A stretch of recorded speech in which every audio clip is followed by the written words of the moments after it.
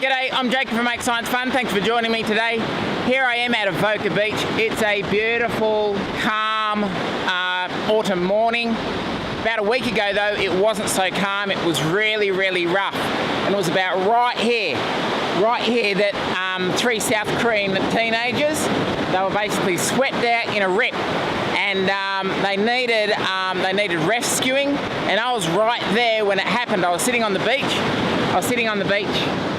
Up there near the flags, and I saw a young guy, and he was pointing out to the lifesaver. He was saying, look over there, there's some guys getting swept out.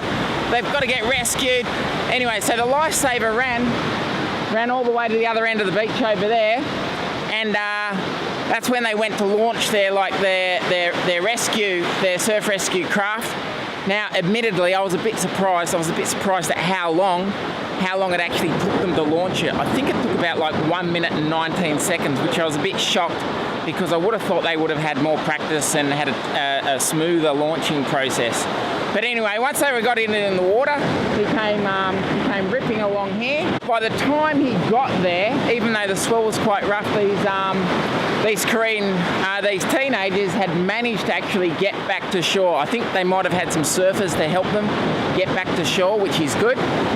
And that's when the buggy came, and the lifesavers were checking out to see how they were going, and to give them a bit of a medical check. But one of them had obviously swallowed a fair bit of water, and he wasn't doing so well.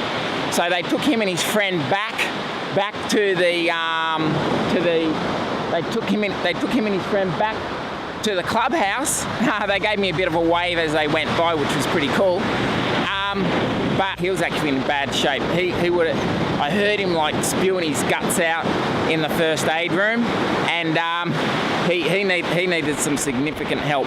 And so I knew an ambulance was going to be coming, and so I waited for the ambulance because I knew it was going to be there.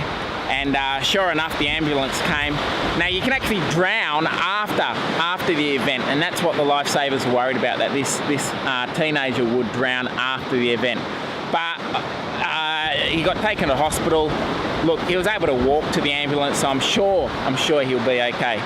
But it's a big reminder of the danger of rips. So what a rip is that the waves come in, and when they break, they bring in a significant amount of water, but the water doesn't all go out in an even fashion. It actually heads out in a channel, and that channel is actually called a rip.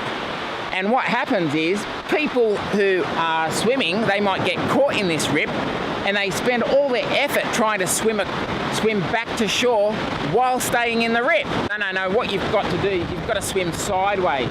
It doesn't really make sense that you've got to swim sideways and not really get anywhere, but you've got to swim sideways to get out of the rip, and then once you're out of the rip, then you can swim back in. So if you're ever caught in a rip, you swim sideways, try and get the attention of the lifesavers. They're there to help. More importantly, try and swim between the red and yellow flags, because that's a zone that is not a rip. The lifesavers have picked a zone that's not a rip, and you'll be a lot safer swimming there.